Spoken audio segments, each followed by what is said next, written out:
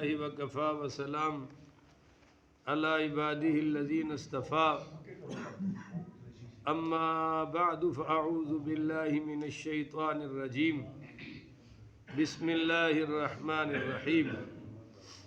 معزز محترم محتشم سامعین حضرات، 1 نومبر بروز بدھ 2023 بعد نماز فجر کا یہ درس قرآن انشاءاللہ ہماری سلسلہ وار گفتگو ہے تفسیر سورۃ الانبیاء۔ آج کا سبق انشاءاللہ آیت نمبر 11 سے لے کر یہ آیت نمبر 15 تک جاری رہے گا۔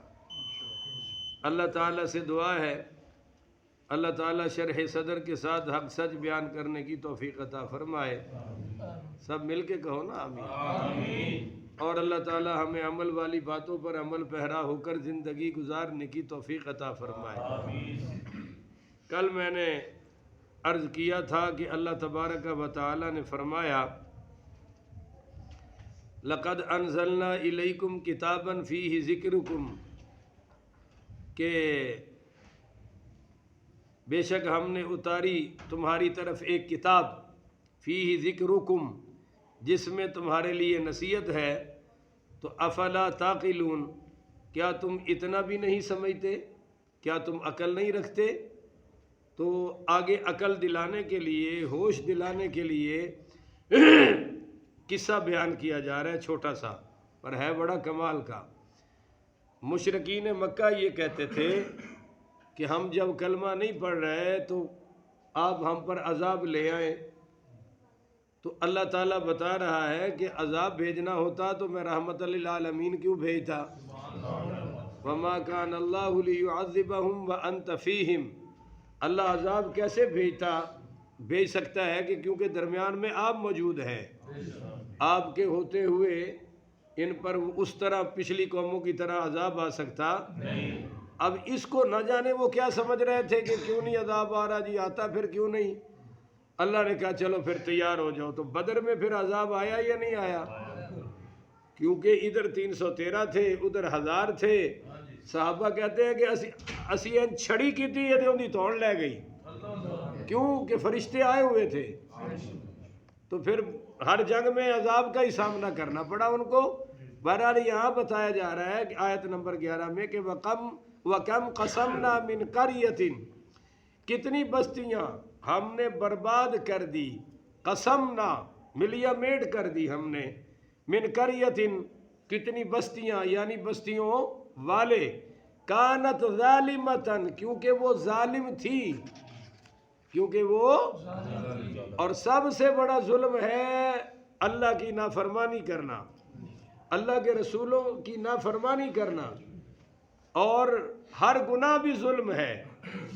اور جو دنیا میں جو کوئی شخص گناہ کر رہا ہے قیامت والے دن یہ ظلمات یعنی اندھیروں کی شکل میں اس کے سامنے آئے گا، اس پر مسلط ہوگا، اس کی مختلف شکلیں ہوں گی۔ یہ ایک علیحدہ عنوان ہے۔ یہ بستی کون سی ہے؟ تو مفسرین کرام فرماتے ہیں کہ یہ یمن کی ایک بستی تھی، ہمیر یا حمیر، دونوں نام لکھے ہیں۔ اور اس میں جو پیغمبر اللہ تعالیٰ نے مبعوث فرمائے ان کا نام شعیب بن مہدم تھا۔ یہ مشہور شعیب علیہ السلام نہیں، یہ شعیب بن مہدم علیہ السلام تھے، اللہ نے مبعوث فرمائے۔ تو اس قوم نے اس نبی کو قتل کر دیا، وہ اللہ کا دین بتانے آئے ہیں اور انہوں نے قتل کر دیا۔ تو جب انہوں نے ان کو شہید کر دیا تو پھر اللہ تعالیٰ نے عذاب کے طور پر ان پر بخت نصر کو مسلط کیا۔ اس نے چاروں طرف سے ان پر حملہ کیا اور قتل پہ قتل، قتل پہ قتل، تباہی اور بربادی کر دی۔ تو اللہ کہہ رہا ہے کہ وَأَنشَأْنَا بَعْدَهَا قَوْمًا آخَرِينَ، ہم نے ان کو ملیا میٹ کر کے ہم نے پیدا فرما دی ان کے بربادی کے بعد ایک دوسری قوم، یہ اصل مسئلہ ہے کہ جب کوئی قوم یہ کہتی ہے کہ ہم دین کا کام نہیں کریں گے تو اللہ کہتا ہے دفع ہو جاؤ، میں دوسروں کو لے آؤں گا، کو دین تمہارا محتاج ہے نہیں۔ بڑی قیمتی مثال ہے، اگر آپ دل کے کانوں سے سن لیں تو ساری زندگی انشاءاللہ کام دے گی۔ اور مجھے تو آج تک یاد ہے، بچپن تھا، ہم مدرسے میں پڑھتے تھے تو کچھ لڑکوں کی صفائی کی ڈیوٹی ہوتی تھی، مدرسہ بہت بڑا تھا، تو کچھ لڑکے کرتے تھے اور کچھ وہ جی پیٹ میں درد ہے، سر میں درد ہے، اتنے تو فرشتوں کو بھی بہانے نہیں آتے جتنے مدارس کے طلباء کو آتے ہیں۔ آپ کیا جانے سکول کے طلباء کی کیا حیثیت ہے مدرسے والوں کے سامنے، جب یہ بہانے لگانے پہ آ جائے تو شیطان بھی پناہ مانگتا ہے۔ تو ہم نے وہ کچھ لڑکوں نے بہانے بازی شروع کر دی، تو استاد جی نے ایک دن سمجھایا اور سمجھاتے ہوئے بات کہی، دیکھو بھائی صفائی نصف الایمان ہے، صفائی شطر الایمان ہے، اس کو اللہ کی رضا سمجھ کے کرو، یہ دینی ادارہ ہے، اور یاد رکھو کہ یہ مت سوچو کہ ہم نہیں کریں گے تو پھر کوئی نہیں کرے گا۔ اگر کوئی دین کا کام کرتے ہوئے یہ سوچے کہ میں کر رہا ہوں تو یہ ہو رہا ہے، میں نہیں کروں گا تو پھر کوئی کرنے والا تو فرمایا اس کی مثال اس کتے جیسی ہے جو ٹرین کے پیچھے چلتا ہے، اور ٹرین کی عادت ہے کہ وہ شروع سے تو آہستہ آہستہ چلتی ہے، اور جب وہ آہستہ چلی تو کتا بھی پیچھے چل پڑا۔ تو اب کتے کو خیال آیا کہ میں چل رہا ہوں تو ٹرین چل رہی ہے، اب اگر میں رک جاؤں گا تو ٹرین چل سکتی نہیں، چنانچہ کتا رک گیا، ٹرین چلی گئی۔ تو فرمایا اسلام کی ٹرین قیامت تک چلتی رہے گی۔ مسجدوں کی خدمت، مدارس کی خدمت یا کوئی دینی کام اگر اللہ آپ سے لے رہا ہے تو اس پر اللہ کا شکر ادا کرو، یہ کبھی مت سوچو کہ میں کر رہا ہوں تو ہو رہا ہے، میں نہ کروں تو کوئی کرنے والا۔ فرمایا پھر تم کتے کی طرح وہیں کے وہیں پڑے رہو گے، اور دین کے کام تو انشاءاللہ قیامت تک جاری رہیں گے۔ تو وَأَنشَأْنَا بَعْدَهَا قَوْمًا آخَرِينَ، ہم نے پھر پیدا فرما دی ان کے بعد ایک دوسری قوم۔ اچھا، یہ جو پہلی قوم ہے ان کا حال بیان ہو رہا ہے کہ فَلَمَّا أَحَسُّوا بَأْسَنَا، پھر جب انہوں نے محسوس کیا ہمارا عذاب تو اِذَا هُم مِّنْهَا يَرْكُضُونَ، تو وہاں سے سرپٹ بھاگنا شروع کر دیا۔ یہ جو یرکدون ہے نا، ارکد کا معنی ہے ایڑی لگانا، اس جانور کو جو بھاگنے والا ہو۔ اب آپ کا پتہ نہیں، میں نے گھوڑ سواری بہت کی ہے گاؤں میں، تو بعض گھوڑے ایسے ہوتے ہیں بس تھوڑی سی ایڑی مارو وہ بجلی کی طرح گئے۔ تو یہ ہے اس میں معنی کہ جیسے گھوڑے کو ایڑی لگا دی جائے تو پھر وہ رکنے کا نام لگامیں کھینچنی پڑتی ہے، اس طرح بھاگے جس طرح کہ سرکش جانور بھاگتا ہے۔ جب عذاب کو دیکھا تو یہ سب بھاگے۔ تو لا ترکدو، فرشتوں نے ان کو آواز دی، او بھائی بھاگو نہیں، اب بھاگنے کی کوئی ضرورت ہے نہیں، اب کیوں بھاگ رہے ہو؟ ٹکر نبیوں سے لیتے ہو اور اوقات یہ ہے کہ بھاگ رہے ہو، اللہ سے ٹکراتے ہو، اللہ کا انکار کرتے ہو اور اب بھاگ رہے ہو۔ وَارْجِعُوا إِلَىٰ مَا أُتْرِفْتُمْ فِيهِ، چلو لوٹو، واپس لوٹو ان آسائشوں کی طرف جو تمہیں دی گئی تھی، یعنی وہ خوشحالی جو تمہیں دی گئی تھی نا، چلو وہاں۔ وَمَسَاكِنُكُمْ، اور لوٹو اپنے ٹکانوں کی طرف، وہ جو محل کوٹھیاں تم نے بنا رکھی تھی اب چھوڑ کے بھاگ کیوں رہے ہو؟ تھوڑا سا زلزلہ آتا ہے تو ہر کوئی گھر سے اب بیٹھو نا کوٹھی میں، اور ایسی نیک قوم ہے زلزلہ آئے تو پھر پڑھ دینے لا الہ الا اللہ، لا الہ الا اللہ، اگے پیچھے کہندے نے الا اللہ کتے لکھیا ہے تو شرک ہو گیا، اور جب زلزلہ آ جائے پھر کلمے تو سوا کوئی یاد رہندی نہیں۔ اور جب زلزلہ تھم جائے تو ٹی وی میں کچھ جانور رکھے ہوئے ہیں، وہ آگے کہتے ہیں جی بس پلیٹیں شلیٹیں ٹکرا گئی ہیں، وہ فلاں کا ہو گیا اس لیے زلزلہ آ گیا۔ تو پھر بھائی کچھ سائنس کا سبق پڑھنا تھا نا، اگر سائنس کی وجہ سے زلزلہ آیا ہے تو کچھ سائنس کا سبق پڑھنا تھا۔ پڑھ تو رہے ہو لا الہ الا اللہ اور بات کر رہے ہو جی فلاں پلیٹیں ٹکرا گئی آپس میں نیچے سے اس لیے زلزلہ آ گیا، نہیں، ہمارے گناہوں کی شامت ہے۔ پر اس طرح وہ ٹی وی والے جانور آتے کبھی کہا ہے وزیر اعظم صاحب نے کہ 2 رکعت صلاۃ الحاجت ہی پڑھ لو؟ ان بولتے نہیں ہو، کیونکہ وہ آپ ماشاءاللہ ایاک نعبد و ایاک نستعین تو اگے کچھ ہے ہوندی، اس لیے کہندے بھی نہیں۔ کدے کسے آکھیا ہوئے یار استغفار کرو گناہاں نو چھڑ دیو، نہیں ہو کہندے نے بس آئیے میں راضی ہو جائے ساڈے سارے مسئلے حل ہو جان کے، کر لو بھائی مسئلے حل۔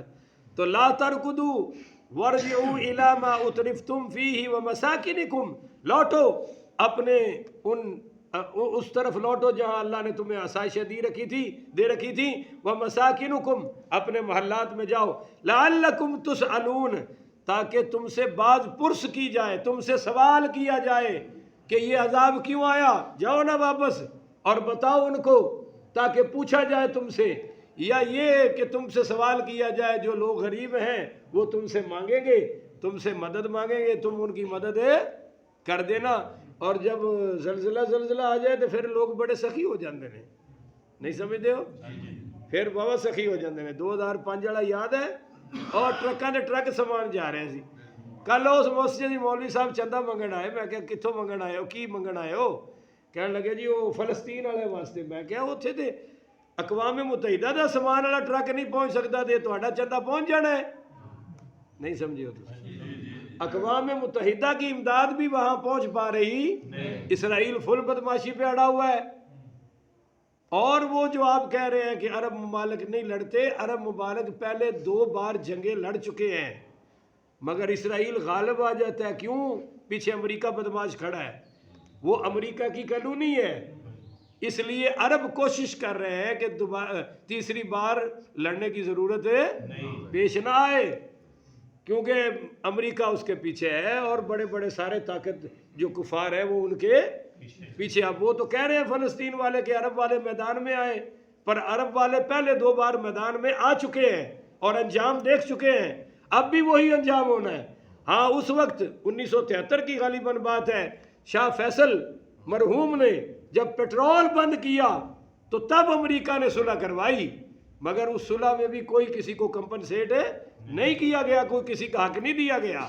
تو اب بھی ہم اسرائیل بدماشی کر رہا ہے، تو اسرائیل کی اپنی تو کوئی اوقات نہیں، مگر امریکہ کی کالونی ہے وہ، بولو امریکہ کی۔